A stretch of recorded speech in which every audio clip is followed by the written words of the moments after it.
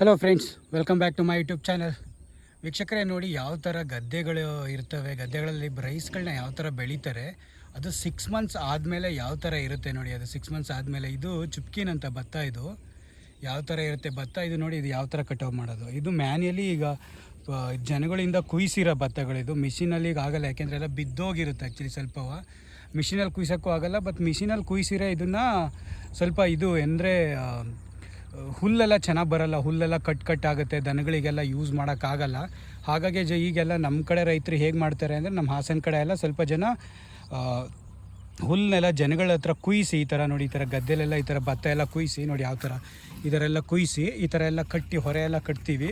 ಈ ಥರ ಕಟ್ಬಿಟ್ಟು ನೋಡಿ, ಅಲ್ಲೆಲ್ಲ ನೋಡಿ ಆ ಥರ ಕುಪ್ಪೆ ಥರ ಹಾಕ್ತೀವಿ. ಅಲ್ಲಿ ಕಾಣಿಸ್ತಾ ಇದೆ ನೋಡಿ, ಈ ಥರ ಎಲ್ಲ ಕುಪ್ಪೆ ಥರ ಹಾಕಿ ಅದನ್ನು ಒಂದು ವಾರ ಆಗಿ ಇಟ್ಟು, ಅದಾದಮೇಲೆ ರೌಂಡ್ಗಲ್ಲಲ್ಲಿ ಅಥವಾ ಟ್ಯಾಕ್ಟ್ರಿಲಿ ಅದನ್ನು ಅರಿಸಿ, ಅದನ್ನು ಭತ್ತ ಎಲ್ಲ ತೂರಿ ಗಾಳೀಲಿ ತೂರ್ಕೊಂಡು ಭತ್ತನ ಮನೆಗೆ ತಗೊಂಡೋಗೋದು, ಮತ್ತು ಮಾರೋದು. ಹುಲ್ಲೆಲ್ಲ ದನಗಳಿಗೆ ನಾವು ಸ್ಟಾಕ್ ಮಾಡ್ಕೊತೀವಿ.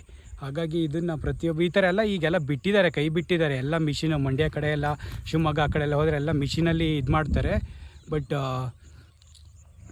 ನಮ್ಮ ಕಡೆ ಎಲ್ಲವ ಇದೆ, ಆಲ್ಮೋಸ್ಟ್ ಎಲ್ಲ ಇದೆ, ಜನರ ಹತ್ರನೇ ಕುಯ್ಸಿ.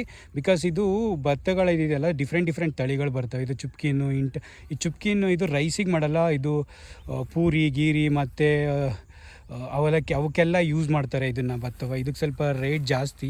ನಾರ್ಮಲ್ ಇಂಟರ್ನೆಲ್ಲ ಬೆಳೀತಾರಲ್ಲ ಅದಕ್ಕೆಲ್ಲ ಸ್ವಲ್ಪ ಅದೆಲ್ಲ ರೈಸ್ ತಿನ್ನೋಗಳಿಗೆ ಮತ್ತು ಮಾರೋದು ಎಲ್ಲರಿಗೂ, ರೈಸ್ ತಿನ್ನೋ ಅಂಥವ್ರಿಗೆ ಅದು ಹೋಗುತ್ತೆ.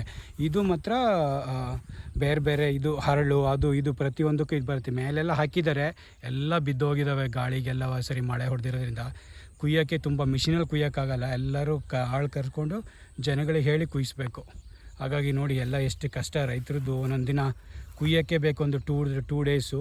ಮತ್ತು ಇದನ್ನು ಕಟ್ಟಿ ಹೊತ್ತಿ, ಕಟ್ಟಲೆಲ್ಲ ನೋಡಿ ಈ ಥರ ಈ ಕಟ್ಟುಗಳನ್ನೆಲ್ಲ ಕಟ್ಟಿ ಹೋರಬೇಕು. ಇವೆಲ್ಲ ಹೊತ್ತಿ ಕಣ ಅಂತಿರುತ್ತೆ, ಅಲ್ಲಿ ಕಣಗಳಿಗೆಲ್ಲ ಹಾಕ್ಬಿಟ್ಟು ಅದಾದಮೇಲೆ ಅದನ್ನೆಲ್ಲವ ಬಡ್ದಾದ್ಮೇಲೆ ಗಾಳೀಲಿ ತೂರಿ ಮನೆಗೆ ತಗೊಂಡು ಹೋಗಿ ಅದನ್ನು ಮಾರಬೇಕು.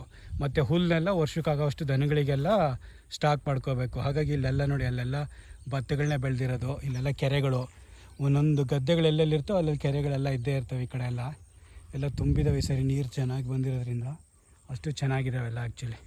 Thank you so much. Please subscribe ಮಾಡಿ.